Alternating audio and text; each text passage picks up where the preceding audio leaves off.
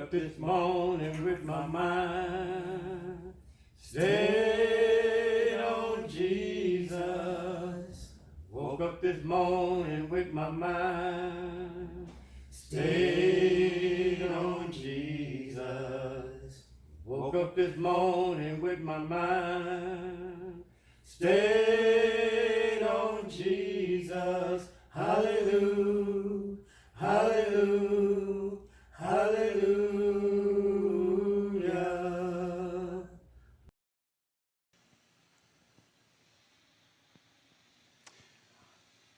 Today we're finishing our study on COP27 and the abortion issue, gun control, and the National Sunday Law. As we look at it, there are a couple of pieces that I wanted to reiterate that we didn't get a chance, maybe I did not clearly explain last week or share. And then quickly I'd like to go into our topic this morning as pertains to gun control. As we spent some time last week in the arena of abortion and so forth, I chose that and we looked at it. Give me 1 second, looks like I lost our connectivity here. One moment. I'm going to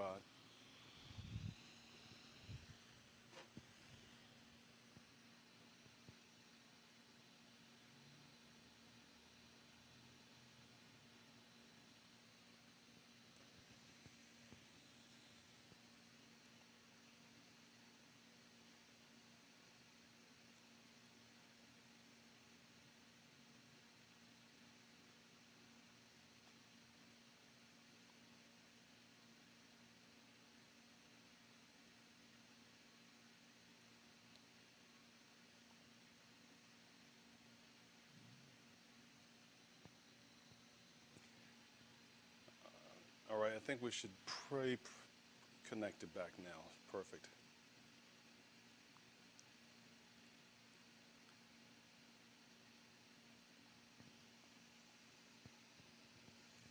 All right. As identified last week, we've looked at a couple of different issues, and the objective has been to examine some of these issues as they are particularly presented today. The first one we looked at COP27, and these are some of the catalysts that people will use to suggest that these are signs of the Sunday Law, or these are precursors, or these are imminent pieces to the puzzle. This is what the Vatican is using, or so forth, to be able to gain control of the nations. And one of the issues, of course, we talked about the abortion, and so just a few months ago, the Supreme Court, they overturned Roe versus Wade. And I've talked about that extensively, so if you are still in doubt, have questions or limbo, I certainly encourage you to go back and to look at and to get some of the previous presentations that I've done on that. But with it being overturned, again, the issue of abortion is not dead by any means in America. That overturning simply meant that the federal court, or the federal government, was backing away from it, essentially allowing each state to determine how they wanted to navigate those issues for themselves. That was really what it did. So instead of being on a federal level where it's protected, then they said, well, look, we're going to let the states, you work it out, you figure it out. One of the hopes was that the Democrats had was that if they were able then to get enough new members in the recent elections, that they would be able to codify it. They could actually pass a law that would then be on the records on a federal level. And so you have a difference between federal and state. Like so for instance, there are things that the federal government might say is illegal, but a state might come back and say it's legal. Like marijuana, for instance, is one of those things. California said, hey, we don't care if you smoke marijuana. You can smoke it for recreation. You can smoke it for medicinal purposes. And you can travel all around through the state of California with marijuana and not have any issue whatsoever. But if you tried to go on a plane to travel somewhere else, you're going to have a bunch of issues. Or if you were from another country, maybe in Europe, and you're trying to come into the States and you are stopped, you're going to have an issue. Why? Because the federal government says we do not allow or recognize those purposes. Okay, so it's two different things. So you can have laws in the state that may conflict with federal law and so forth. And so again, federal law then trumps state law. It supersedes state law. So if the feds wanted to come in and to bust organizations for pot, they could do so if they wanted to. They just don't have, they're bigger fish to fry. Okay, so they're not going to use all their resources for that. And so you have those things on the state level. So as relate that to abortion, the President Biden said, look, if we can get enough people in office, then we can codify that. We can actually write it into a law so that now it becomes a law of the land and so forth. But it is not the case. So each state then determines, and so California is a lot more lax in its laws versus, say, Alabama or Mississippi, Texas, etc. So those are different issues as such. Those who are proponents of this myth suggest then that abortion is the issue that is going to be used. And they base this off of a statement in Great Controversy, page 587. This is like really the catalyst that you'll hear them oftentimes referring to. And it says that yet this very class put forth the claim that the fast-spreading corruption is largely attributable to the desecration of the so-called Christian Sabbath, in that the enforcement of Sunday observance would greatly improve the morals of society. And so they extrapolate from there. Look, they're going to use the issues of morality in America to champion a national Sunday law. That's their takeaway. They're going to use the moral issues to champion a national Sunday law. For it says this claim is especially urged where? In America, where the doctrine of the true Sabbath has been most widely preached. Here, the temperance work, one of the most prominent and important of moral reforms, is often combined with the Sunday movement. And so again, that is their emphasis. They say that it's going to be used to improve the morals. And so we can see abortion on the issues that are there. We see promiscuity. We see issues on same-sex marriage and so forth. These are catalysts that are going to be used. And I'm quoting from one. It says, the Sunday law advocates will use Roe, the issue of abortion, as the reason to enforce a national Sunday law. Apostate Protestants would use abortion as a clarion call to turn America back to God. So again, that is the basis of what they use. And so what I've shared from the previous week, though, of course, is that that's not in keeping then with the scriptures, nor the teaching of inspiration, nor history for that matter. So again, in short, they use that to say, well, look, the moral issues or morality is going to be the issue.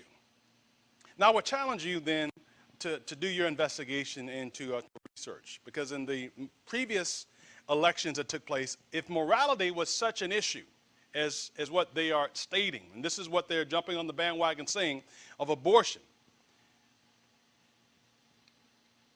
what party would we have expected to have won most of the election then?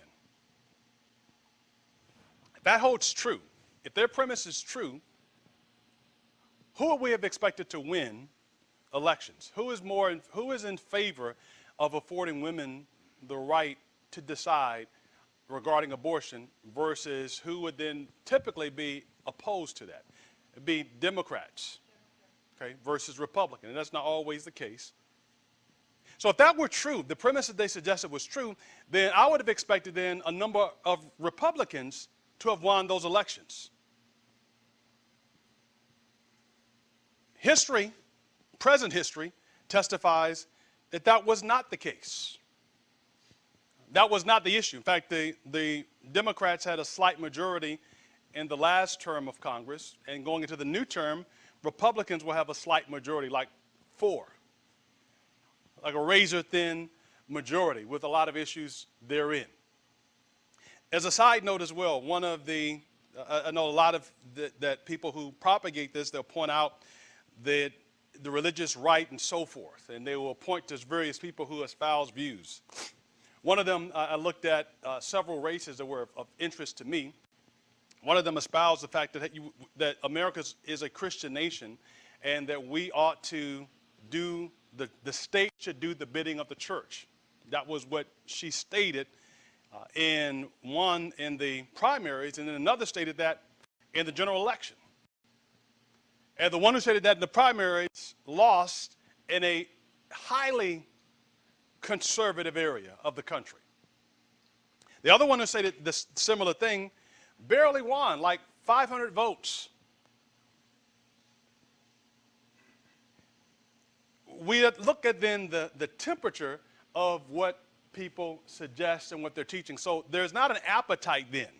There's not an appetite. The average person does not have an appetite for, quote, religious things. In fact, when you look at the legislation that was just passed by a number of Republicans, they voted that same-sex marriage should be kept legal. That was just passed just a few days ago. There is not an appetite that people have for quote-unquote religion as such. It's like religion is something to be kept in the home, not something to be brought out. And so again, we'll talk about it down the road. Well, how do we go to a point where religion then is something that is not kept publicly, that is not displayed, not enforced to a place where it will be enforced? Now, what those proponents of the idea of the three things we're talking about, what they use is this statement, that it was going to be used to improve the morals of society. But again, I want to remind you that context is absolutely important. It is absolutely vital. So we looked at COP27 and been able to identify that although that is claimed to be a catalyst for the NSL, that, wait a minute, the evidence is not there. We looked at the issue of abortion. And though it is claimed to be a catalyst for the NSL, the evidence, again, is not there. The third one that we're going to examine today is gun control. We're going to look at this again and to see, because that is an issue that is being used as a catalyst for the NSL. And again, it depends on maybe who you're talking to, because each one will have a different idea. There's some that will say, hey, this is it, and so forth. Some will have an amalgamation or a bringing together of different ideology. But we've looked at two of the three and found that two of the three that they don't hold water. Today we're looking at the issue of gun control in America, and I think we're going to look at it we will look at it from a biblical perspective as well. But when we look at the issue, there are a couple of dates that I want to highlight for us. I think they are important in terms of a timeline. The first one is that in 1791, the Bill of Rights gave us the Second Amendment. And in the Second Amendment, that is near and dear to Americans, it reads that a well-regulated militia, being necessary to the security of a free state, the right of the people to keep and bear arms shall not be infringed. Now, that's part of the Bill of Rights. It's the Second Amendment that we have as Americans, that you have the right to be able to bear arms, right to be able to have a militia. Now, please keep in mind the idea behind the framers forming this was that they wanted to be sure that we never had an issue of despotism in America. That there was never an issue where people were not allowed to be able to own guns. And the whole idea here that is presented is to be able to keep and bear arms and to have a well-regulated militia. So that militias are not illegal. That people are able to have them for the purpose of being able to preserve and protect. So that the government went in the wrong direction, that there was a buffer, if you please. And that the buffer would be that militias would be able to rise up, and that they would not have to fear having weapons confiscated, not have to fear that they could not have a weapon, that they would be able to bear arms, it would not be infringed. Now, through the years, of course, the courts would decide, what does that look like? What did the framers have in mind? And I would present that in this time period, that essentially the military weapons that were available in 1791 was equivalent to what a person would be able to have on their own. Meaning, if a person had a Winchester rifle that you use in the military, that would be the same Winchester rifle that a person would use on their farm. If a person had a saber, it'd be the same as what they would have on their own, meaning there's not a difference between a military weapon and what was also available to Joe Average. It was the exact same thing. You fast forward through the advent of technology. Today, the military has a whole lot of stuff that the average Joe doesn't have. No, in terms of not just guns. Military has tanks. You don't have a tank. Average Joe doesn't have the tank. You don't have a B-52 bomber. You don't have a F-14 or F-15. You don't have any of those things. The basis of it is that you will be able to have things to protect. It is not that the government has to provide these things for you, but that you had the right for them. Now, of course, if you tried to go and say, I want to have a nuclear bomb, is the government going to allow you to possess a nuclear bomb? No. If there are biological weapons, which there are, is the government going to say, we're going to allow you to have biological weapons? No. Okay, so that's, again, hyperbole, but no, they're not going to do that. So it's not tit for tat that you have an even thing. 1791, different issue. You have a pea shooter, I also have a pea shooter. That's a pretty even fight. You may have more people, but if I can drum up a militia and then you have 50 Winchester rifles, our guys have 50 Winchester rifles, that's a pretty even fight, is it not? But if we fast forward it to today, and today, I have a 9mm, and you have AK-47s. I don't think that's not a pretty equal fight. That's like taking a sword to a gunfight. Okay, so again, I want to stress what the intent was. The belief was that we'll have people so that if the government went too far extreme and began to trample or to abuse, the people would be able to have a militia to protect themselves, okay? And in that, they will be able to have access to weapons and so forth. Now, the courts, of course, through the years, have had to come in and say, no, we're not going to just let anybody have a weapon. You might be insane. Do you want a crazy person walking around with a weapon? Absolutely not. Do you want a sane person even walking around with some type of weapons? Absolutely not. Okay? But again, that is the issue that is there. Now, I've highlighted 1837, and I picked dates as that they are important in terms of time frame when they line up. Now, 1837, Georgia passed a law banning handguns. The law is ruled unconstitutional by the state Supreme Court and is thrown out. Okay, so that's 1837. 1865, in a reaction to emancipation, several southern states adopt black codes, which, among other things, forbid black persons from possessing firearms. Okay, so in 1865, various states in the South said you are free, you may be free, but we don't want you having a gun. Why? Because they feared retaliation, insurrection, and so forth. And even though, again, the Emancipation Proclamation was issued, there are still various areas that were still holding slaves. The war is not quite over. Now, notice the last one. In 1871 was the NRA, National Rifle Associations, organized with its primary goal of improving American civilians' marksmanship in preparation for war.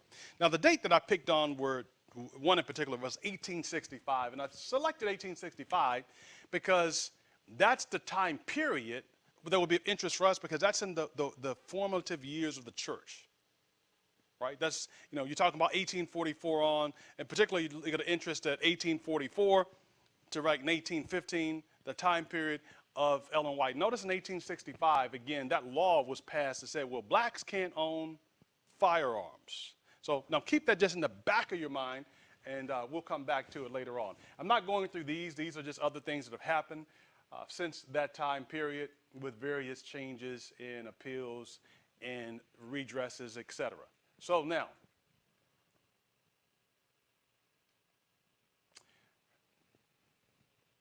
from the 1700s through the 1800s, there were so-called slave codes, and after slavery was abolished in 1865, there were black codes that again prohibited black people from owning guns and laws allowing the ownership of guns frequently specified free white men would have them. 2 points. In 1876, in Deadwood, Dakota Territory passed a law stating that no one could fire a gun without the mayor's consent. A sign in Dodge City, Kansas in 1879 read, "The carrying of firearms is strictly prohibited." The first law passed in Dodge City was a gun control law that read, "Any person or persons found carrying concealed weapons in the city of Dodge or violating the laws of the state shall be dealt with according to that law." Now, again, I highlight those because that's in the 1870s, right? This is in the 1870s. And if you stay with me, this is the time period, again, of the formative years of the church. And so we're going to come back at that and to see, well, what did Ellen White say? Because today, the argument and the supposition is that the Vatican, the global elite, the powers that be, they want to take away your guns so they can enforce martial law or enforce the Sunday law. And they know that they can't do it as long as you're weaponized, so they want to take away your weapon so they can do this law. You probably have heard that before. So I highlight those years because it will be interesting, because if that rationale was true, they had guns in the 1600s, they had guns in the 1700s, they had guns in the 1800s. And so when these various states passed these laws, it'll be interesting to see what response was there from inspiration. So just keep that in mind. But I want to first start in the scriptures, though, okay? We're going to start in the scriptures because there are some people who believe that Christians should not bear arms. They say that if you have a gun, you don't trust God.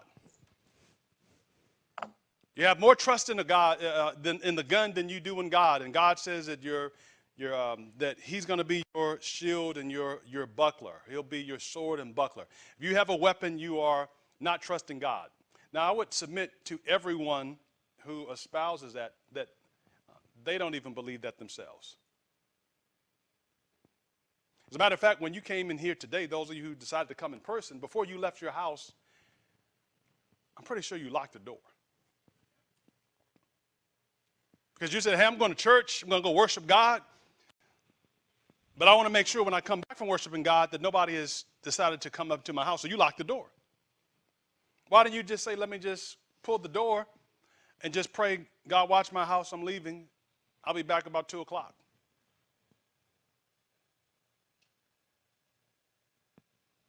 Because you certainly could have done that. And do you mean to tell me God can't watch your house while you're gone for a couple of hours? Oh, ye of little faith. Now, you can be sure I locked the door when we left. Okay? But people suggest that, and they will say that you don't have faith if you have a weapon. No, you're trying to defend yourself. Now, this is going to be a little complicated for some, be pretty simple for others. My objective is just to present and to share. And then, of course, you take it and you pray, you read, you research, and you let God lead you into your own understanding. And I think, again, what you'll find through this is that if some of the things that James White says, listen, if I'm not going to condemn you if you have it. I'm not going to condemn you if you don't have it. But the basis that people use is oftentimes tied to Matthew chapter 5 and verse 39. There Jesus said these words. He says, listen, I say unto you that ye resist not evil, but whosoever shall smite thee on the right cheek, do what? Turn to him the other also. And so there are many who are advocates in the church against guns in particular. Will say Jesus said, turn what? Turn the other cheek. If somebody smites you, do what? Turn the other cheek. From the Amplified Bible, it says, but I say to you, do not resist an evil person who insults you or violates your rights. But whoever slaps you on the right cheek, turn the other toward him also. Simply ignore insignificant insults or trivial losses and do not bother to retaliate. Maintain your dignity, your self-respect, your poise. Putting it another way, and we'll describe and discuss the text, when Jesus said if somebody hits you on the right cheek, turn the other, is that literally like, if somebody comes, smacks you, then, okay, you turn the other side so they can get that one as well? Is that the idea? No, this is not literal. It's not literal. Basically, he was saying that, listen, when somebody insults you, and we've all been insulted. When somebody does something that gets under your skin, I don't want you to do what? To retaliate, you know. But we retaliate because we get upset. You know, we get mad at somebody says something else we don't like, we retaliate. That's a part of human nature. But he says, I don't want you to retaliate. It's a hard lesson to be able to learn because some people, you know, just like, it's like you put a knife there and just kind of twist it. And we respond back. We lash out. But he says, I don't want you to retaliate, though. We're trying to learn that lesson. In Matthew chapter 5, the idea says, do not retaliate or repay evil with evil, but seek to overcome evil with good and heap coals of fire upon the head of the one who wrongs you. Mount of Blessing, page 70, it says, with sadness Jesus looks upon the upturned faces before him. He notes the spirit of revenge. Please notice this. He notes the spirit of revenge that has stamped its evil imprint upon them. And so she's talking about like near Capernaum. It was rife with insurrectionists. And right nearby in the area of Galilee, the people that came in, it was like, you know, certain spots. They were like, we're not taking this anymore. We're going to retaliate when we get an opportunity to be able to do so. And Jesus is ministering unto them, and he's looking, and it says that in sadness he sees their faces, and the spirit of revenge has stamped its evil imprint upon them, and knows how bitterly the people long for power to crush their oppressors. So now notice the context. Notice the context. Mournfully he bids them, resist not him that is evil, but whosoever smiteth thee on thy right cheek, turn to him the other also. Clearly he's talking about do not seek then revenge. That is the issue. Do not seek revenge. He sees the spirit of revenge. It's taken over them. That they just want to get even. They want to settle the score. And he's telling them, I want to show you a different way. I want to show you a different way. Matthew chapter 26, verse 52. Jesus said unto them, put up again your sword into his place, for all that take the sword shall what? Shall perish with the sword. And again, this is what you hear if people talk about self-defense, having a weapon. If you live by the sword, you're going to die by the sword. Jesus said to his disciples, put up the sword, for those that take the sword shall perish with the sword. In John chapter 18 and verse 36, John 18 verse 36, we read, and he said unto them, when I sent you without purse and scrip and shoes, did you lack anything? And they said to him, nothing. Then said he unto them, but now he that hath the purse, let him take it, and likewise his scrip. And he that does not have a sword, let him sell his garment and buy one. Wait a minute. Matthew 5, he said, turn the other cheek. Okay? We read that Jesus said, look, he that lives by the sword must die by the sword. He said, look, if my disciples were of this world, they would fight, but that's not those are not my disciples. If my kingdom were of this world, then would my disciples fight? And I know again that those have been used as the basis to suggest that look, Jesus was nonviolent. His followers are nonviolent. He said, turn the other cheek if someone smites you. He says, those that live by the sword will perish by the sword. But here it says something that I will find worthy to reread.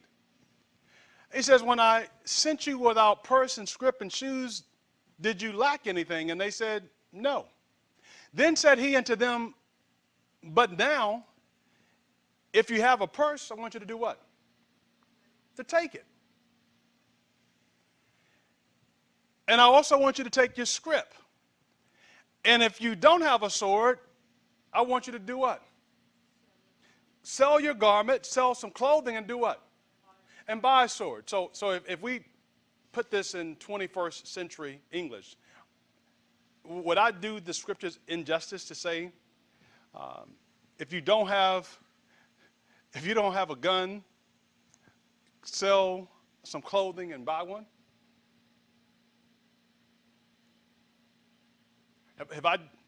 Am I able to do that? I mean, is that the equivalent of a sword?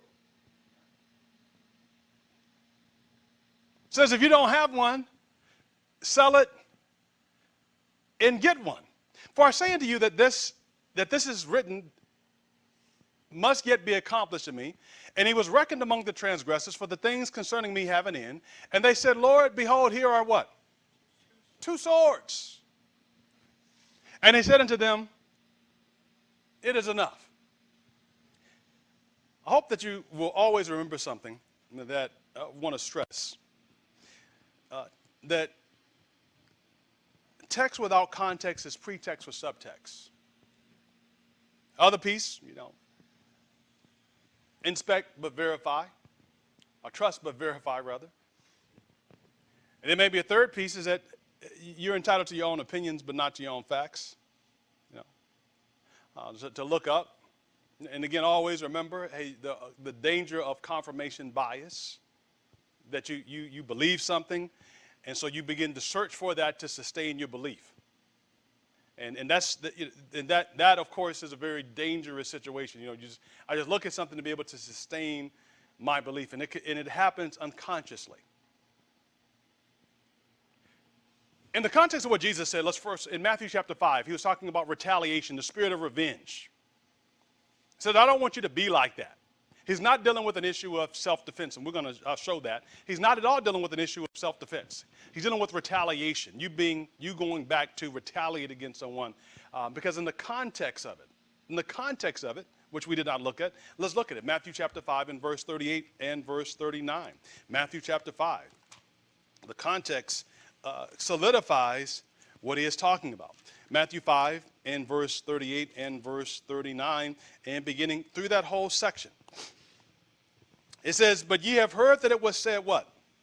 An eye for an eye and a what? A tooth for a tooth, meaning tit for tat. You have heard that it was said, an eye for an eye and a tooth for a tooth. And that was again referring back again to the Old Testament, to Leviticus and Exodus. About Moses had demonstrated that, all right, there is a responsibility. That if someone does wrong, meaning if someone has wronged you, you can respect remuneration. You can respect or expect compensation. Hence, an eye for an eye or a tooth for a tooth. Or if they've hurt that which is like the biggest part of you, then you would expect it to be repaid.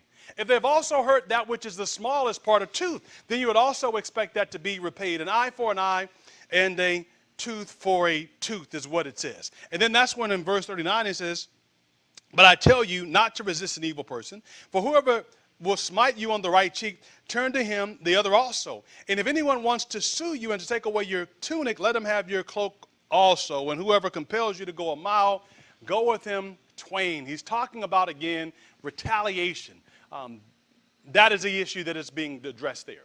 When we go over to Jesus being captured, taken by the Romans, his point was, I'm giving my life freely. My disciples aren't going to fight. I'm giving myself as the Lamb of God to take away the sins of the world. They're not going to retaliate and rise up in arms. I am going because I am about to give myself upon Calvary's cross that man might be saved. That is, again, the teaching of what he was bringing forth there.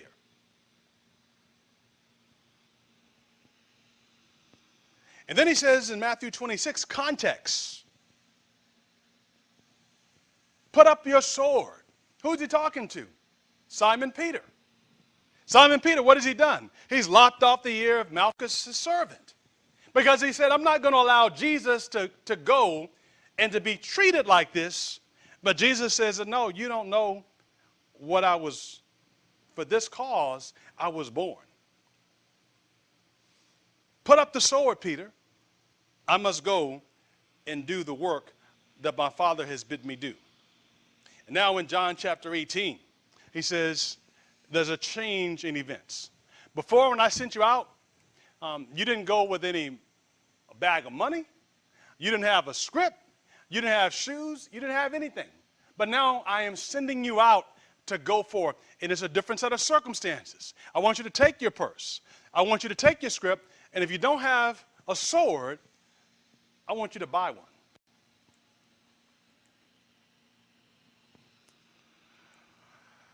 Well, Exodus chapter 22.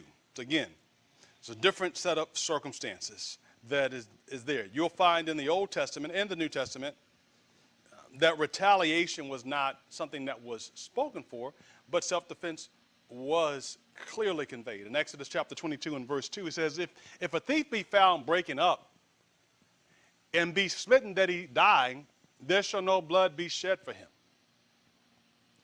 What he was saying is that if somebody broke into your home, and if you read it, he's saying if it's in the nighttime and somebody breaks into your home and you killed that person, are you a killer? Are you a murderer? No. Why? Because you are defending your property. You're defending your life. Now, I know that some would say, well, hey, I would rather let wrong be suffered upon me than someone else. And if you believe that, hey, that's fine. Knock yourself out.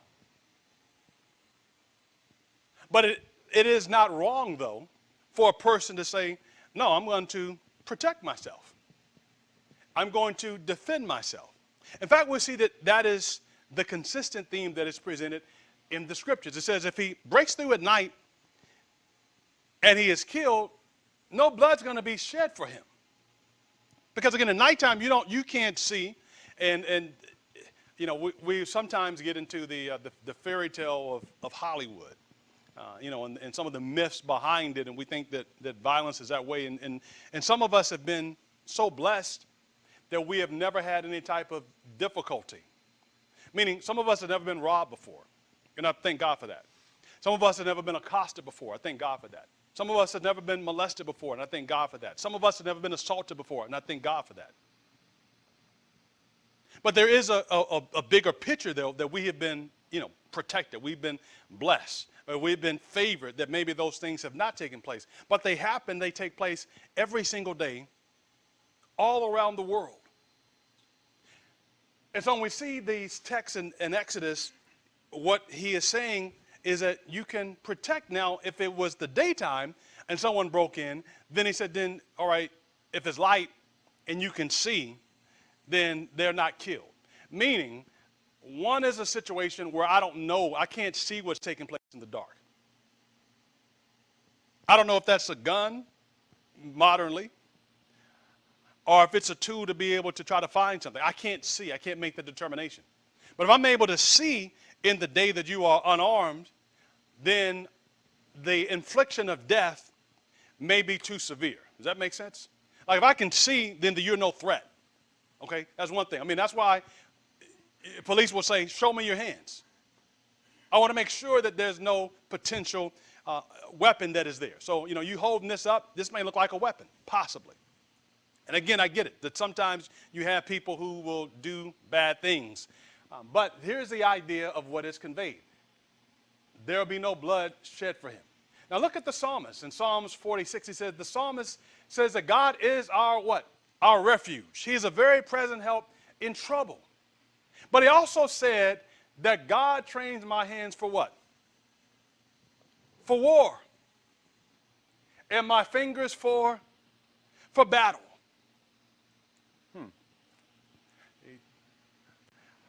What about Abraham's experience? Genesis chapter 14. In the interest of time, I'm not going to read it though. You can read it at home. Genesis chapter 14, verses 12 through verse 16. I will read a first piece. They took Lot, Abraham's brother's son, who dwelt in Sodom, and his goods, and departed. Okay? And Abraham, does he just go and say, oh God, they've taken my nephew. Please send the angels and bring him back. And I'm just going to leave it in God's hands? Now, again, if you want to do that, that's your prerogative, okay? It says that he went and he got his soldiers and he brought back what? All the goods, and also brought again his brother Lot and his goods, and the women also, and the people. Now, this is what Mrs. White says about this incident. Seeking, first of all, divine counsel, Abraham prepared for war. From his own encampment, he summoned 318 trained servants, men trained in the fear of God, in the service of their master, and in what? In the practice of arms. So they feared God, but they also knew how to what? They also knew how to fight. It was seen that righteousness is not what? Cowardice. Sometimes we are cowards. And we use our cowardice under the guise of righteousness. That we're, well, Jesus said, turn the other cheek. Jesus is talking about retaliation. Because sometimes we are afraid. I remember one time there was a person at a place that we were living, and it was a woman who got out of the car, and she was being beaten by a guy. And it was loud, you could hear it. And I'm like, okay, well, I'm going to go out there. And I was told, no, don't go.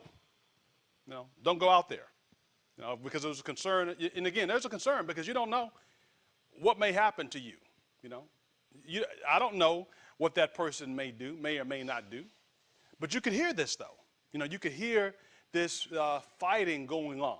And you can call the cops, and some people say, well, hey, I'll call the police because it's not any of my business and so forth. Again, sometimes that can be cowardly.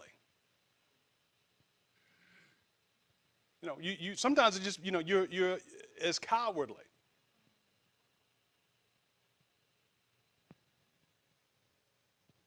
In the book of Deuteronomy, it says that if you hear a woman that is assaulted, the people in the town, they're to run to be able to come to an aid. We sometimes live in a culture that's like, hey, it's not my business. And again, I get it. You go break up the fight, and she turns and starts beating you up. There are plenty of jails like, okay, the wife or the girlfriend, she has a black eye, busted lip, and she's in the waiting area to go visit the prisoner who gave her the black eye and the bloody lip, and you're in the hospital. I get it. It was seen that righteousness is not cowardice, and that Abraham's religion made him what? Courageous. Abraham's religion made him courageous in maintaining the right and defending what? The oppressed. So like Abraham wasn't a coward. He had to learn to fight. I used to not want to fight. And I would, was young, probably like 5 or 6, 5 or 6 year olds. The sibling does something, first thing you do is go and tell, your mom. I kept, telling my mom that my brother was fighting, Mommy, he did this, he did that, and so forth, and be fighting, and, I'm not fighting and so forth. And I kept doing it so much that on one time, she said, go and fight. And so, she made my brother and I fight. Now, I didn't win the fight. But I learned a lesson, though. Now, I know some of you say, well, that's not a good Christian thing to do and so forth and so on. But, because you got to turn the other cheek and, just let them do that. And again, that if you want to believe that, hey, knock yourself out. But Abraham is like, no, you're not taking my nephew and my property. I'm going back to get what belongs to me. And it says that it was seen that righteousness is not cowardice, that Abraham's religion made him courageous in maintaining the right and defending the oppressed. His heroic act gave him a widespread influence among the surrounding tribes. Like the other nations, like, hey, you don't mess with Abraham. You know, that dude, he believes in this invisible God, but if you do him wrong and take his family, he's going to come back and make life miserable for you. And this God's going to fight in his behalf to do this in the process. So I learned in that, okay, that, you know, we did not go seeking fights and provocation and so forth. And yes, you can learn that a soft answer can turn away wrath. Grievous words can stir up the spirit. Absolutely. Learn that and you know, try to diffuse the situation to be able to get away from it and so forth. But that she was trying to teach, hey, you have to have some type of self-defense sometimes.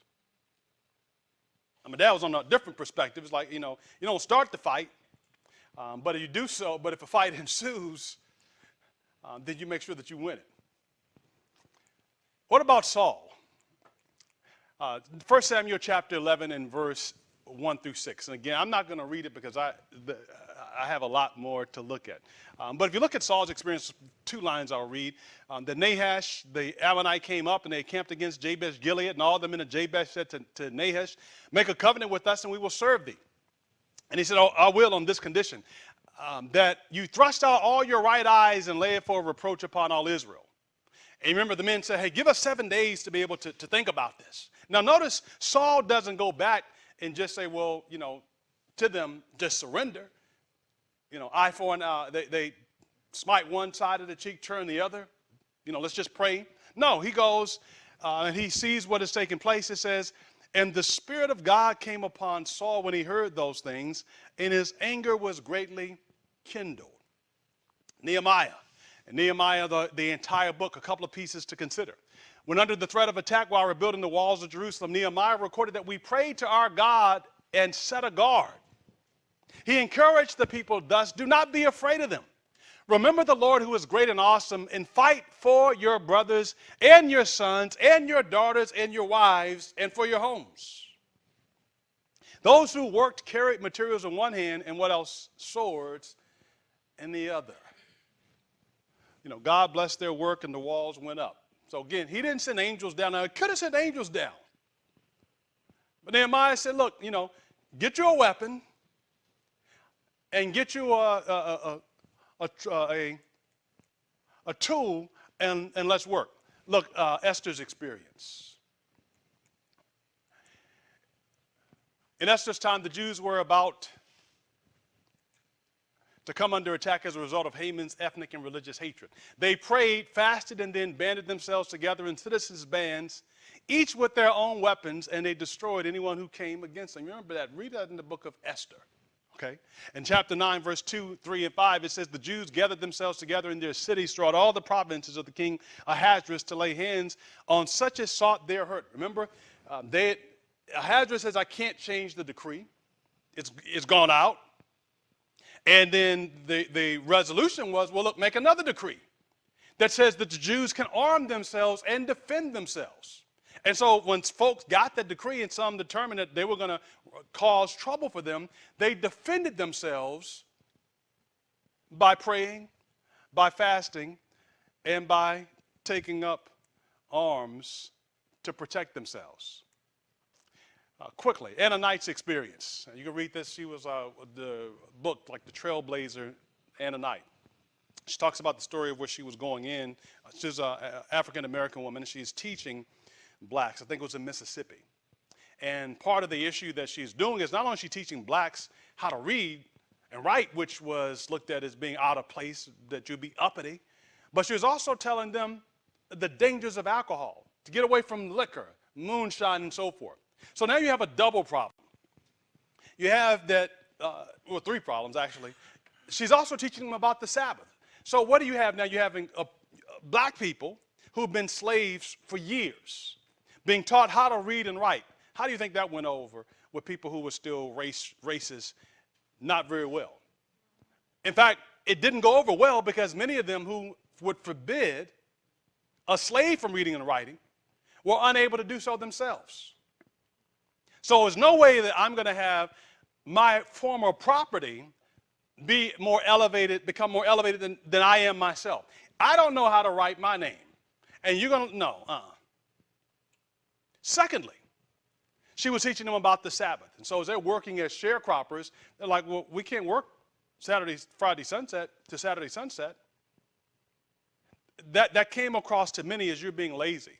And how dare you say that we've been worshiping, quote, the wrong way as such. So it's building, you're adding on more fuel to the fire. And then she taught them against drinking, the dangers of alcohol. So now they're learning how to read and write. They're not working the fields, my fields, to make money for me. And you're taking more money out of my pocket by saying, wine is a mocker and strong drink is raging. And whoever is deceived thereby is not wise. So you think that's going to go over really well with people? No, they were infuriated.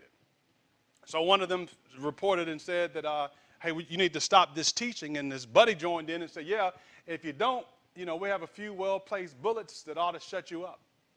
Her eyes flashed dangerously. I'll have you know that I carry a pistol and a double-barrel shotgun. And when you're ready to shoot, just know that I will be too. All right. Well, you said, okay, hey, that's all fine, and I think there's enough from Scripture to be able to clearly demonstrate yes, you can carry a weapon if you so choose to defend yourself. But some people say, oh, no, that's there. I only believe it if, like Ellen White did that. Because if she didn't do it, then I'm not interested. Nah. And again, to each his own. But truth loses nothing by investigation, other favorites say. She writes about a mob of 25 men on horseback that called out at the school, and this is when Edson was teaching in the South. And of course, this is after the Civil War, and to come in and to work again with blacks was highly dangerous because how are you working with these folks that were formerly our property and so forth? And so there's a lot of antagonism toward them, in particular from Northerners coming into the South, because it's like you're adding salt to the injury. One of the folks in this experience that they were teaching, it says that they boarded up the school and they sent out one of Edson's teachers out of town. They also found one of the leading black believers in the area, a man by the name of N.W. Alvin. And they thrashed him with a buggy whip, only stopping when commanded to do so by a white man who was brandishing a revolver. You said, well, that's not, she's reporting on that, and true indeed, she's reporting, hey, this is how it stopped because somebody pulled out a gun. It didn't stop through, quote unquote, a divine intervention, and though people may have been praying, it stopped by the production of a firearm. In ninth manuscript releases, page 317, says, Father, our writing can be done in the winter. She's writing to James, he's in Colorado. Lay it aside now. Throw off every burden and be a carefree boy again. Will and Mary, if they stay in the mountains a few weeks longer, should neither study nor write. They should be made happy for the season, that they may be able to look back to this time as a season of unalloyed pleasure. Willie will be soon plunged into caretaking and burden bearing again. Let him now be as free as the birds of the air. Mary has never had a childhood any more than Willie has had a boyhood. The few days you have now together, improve. Okay, she's like, go enjoy. One of the things we talk about in Ecclesiastes. We often get so enamored and caught up with doing God's work and even doing our own work. And Jesus said, look, come inside and rest a while. Enjoy life. You want need to travel somewhere? Go do that. You want to do something that will be just, enjoyable? Hey, go do it. Life is short. The few days you have, improve. Roam about, camp out, fish, and do what? Hunt. And hunt. Now, how are you going to go hunting? How are you going to go hunting without a weapon?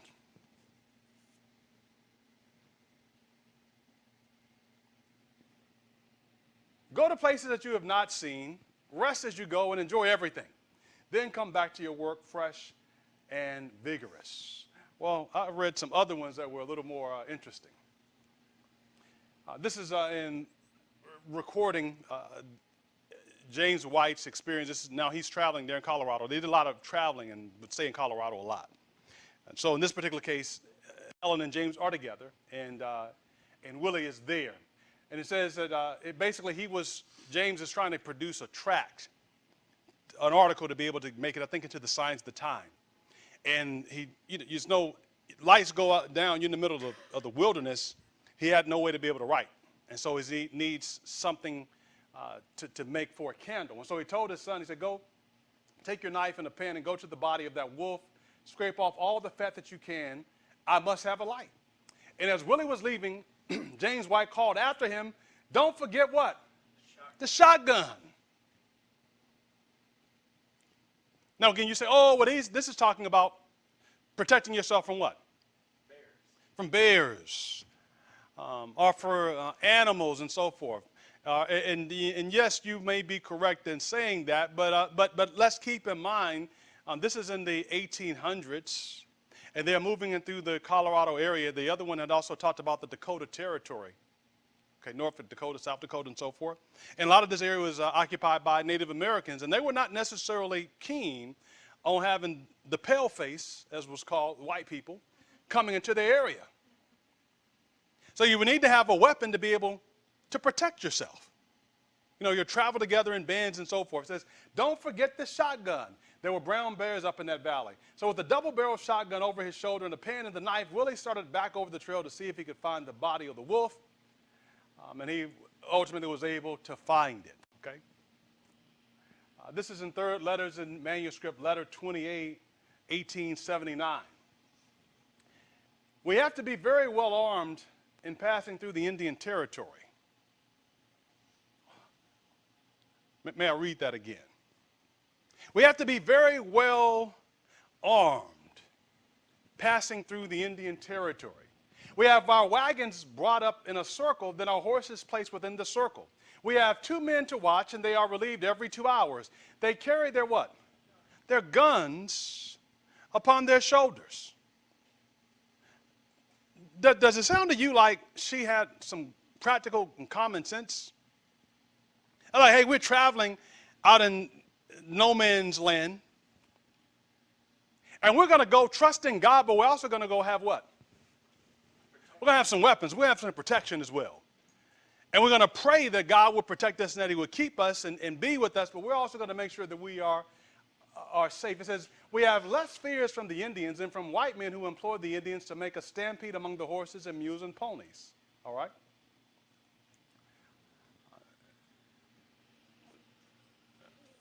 Three manuscript release, page 157. This morning we designed to go to Central City about 12 miles, and we purposed to take dinner on the way on the roadside.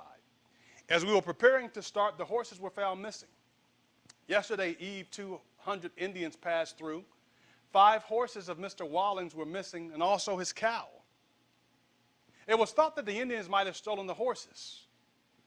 Now, based on what you have seen and read in previous instances, you might just say, well, hey, they took the Indians, the Indians took the horses and the cows, just let them have it.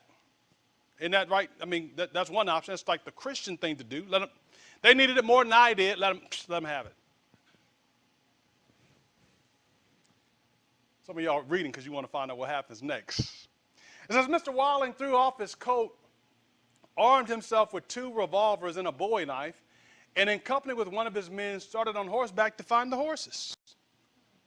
We were disappointed in not eating our dinner by the roadside. We enjoyed our simple meal, however, very well. At about 2 o'clock, Mr. Walling came back, having found his horses and cow. He had no occasions to use his firearms, for which we were thankful.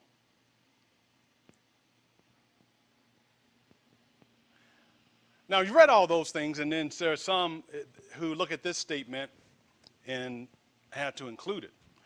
Because in this statement it says, Edson, I talk with you in regard to guns and firearms and caution you to do what? To restrain yourself on these points, lest you should obtain a passion to possess such things which are what? Which are dangerous. Which are dangerous. So now she says to Edson, I've been talking to you about having your fascination with guns and firearms, and these are dangerous. And basically Edson wouldn't listen to what his mom told him. He was headstrong in his way. It says that your actions, I've gotten reports on your actions and it grieves me. I've sat down to talk to you and you haven't responded. And she was really at a loss of what to do with Edson. His story is a story of life.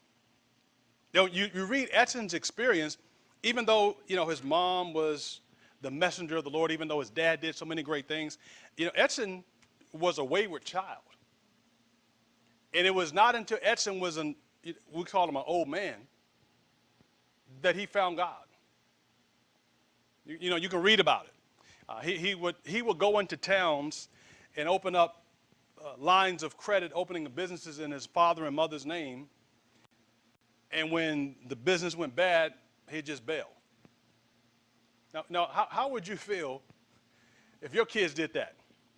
And then we say, well, hey, but you're the pastor. Like, how on earth, how could this take place? And you would have, your naysayers certainly, well, how can they be doing all this in their kids? Look at what their kid is doing. And James, when he found out about it, he's like, you know what? Let the boy go to jail. Maybe he'll learn his lesson, let him go to jail. And Ellen came back and was like, you know how moms are.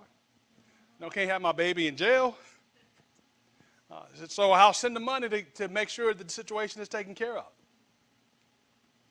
That was Edson.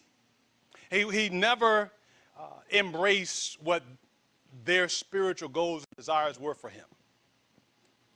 And then he got to the age of 44. And at 44, he had a conversion experience.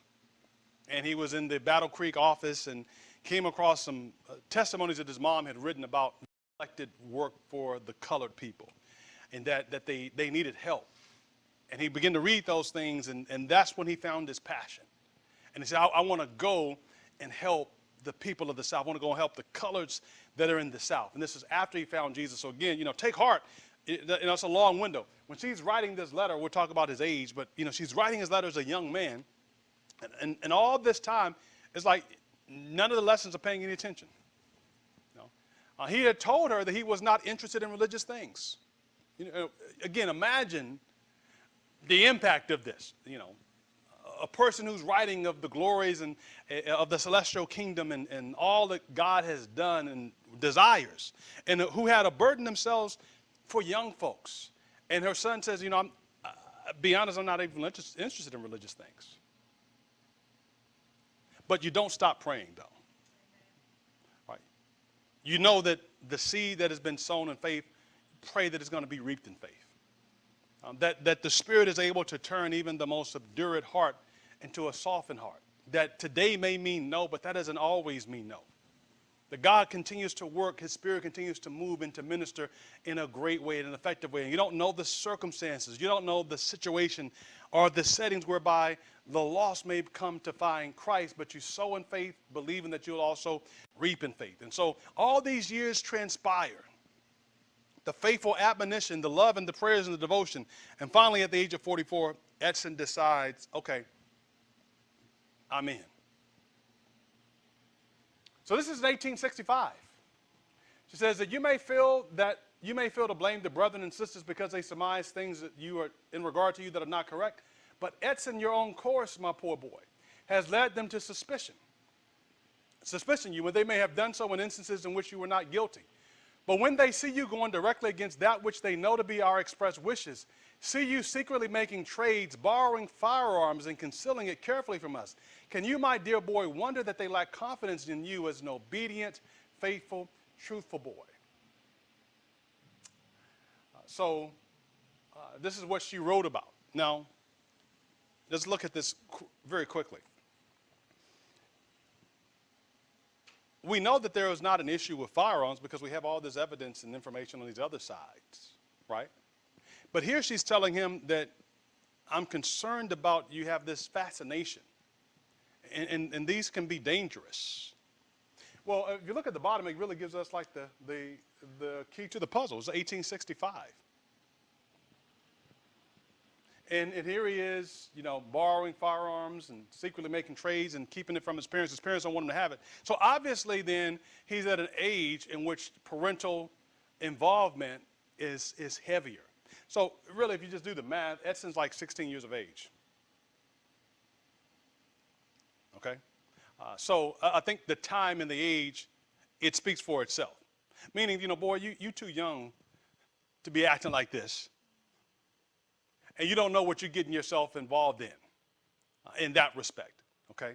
So it is not a, quote, condemnation as weapons as such, but dealing with a particular issue that he had.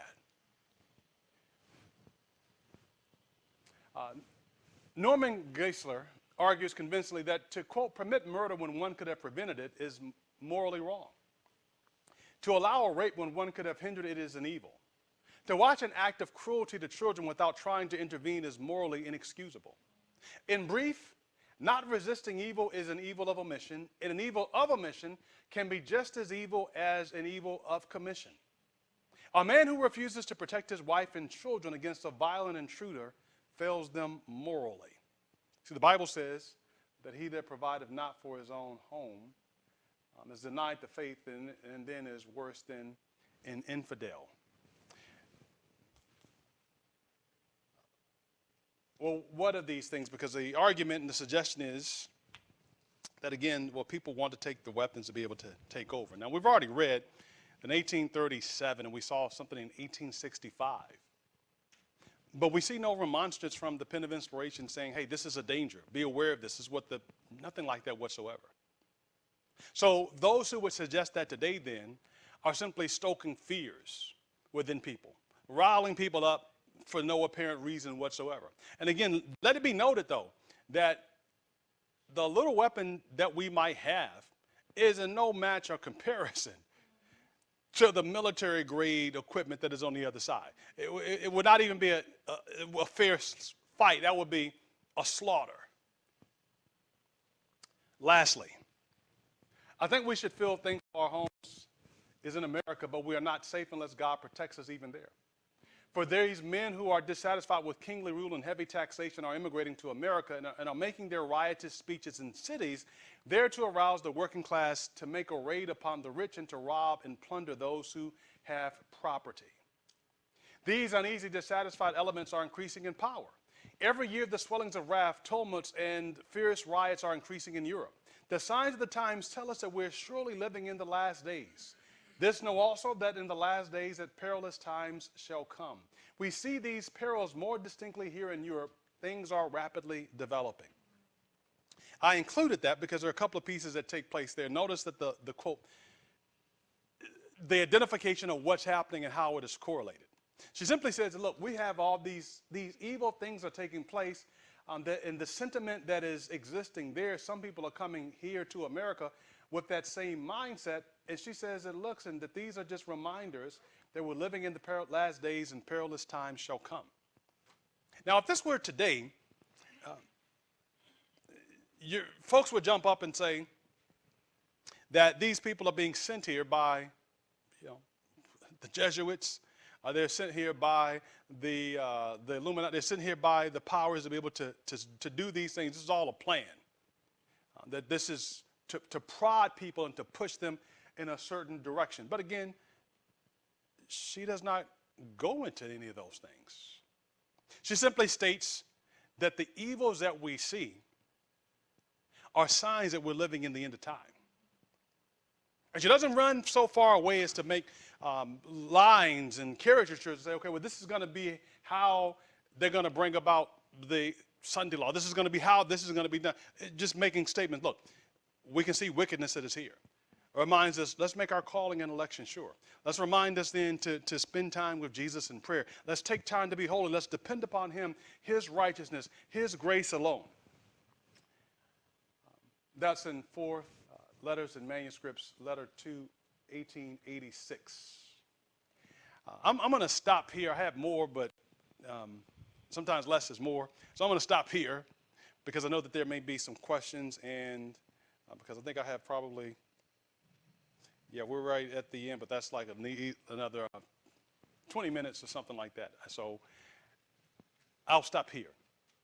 And as I stop here, then we'll pick up next week and go from there. Yeah, because there it easily will be 20 minutes or 30 minutes. So I want to pray with you. And then after prayer, I'll open up in case there are any questions. Yeah, we'll pray for the offering as well. Thank you. In case there are any questions that you may have. Father in heaven, we thank you for being with us again today. We thank you for your grace. We thank you that you love us with an infinite love and with an everlasting love. And we pray that you would help us to open our hearts and lives to that grace and to your love.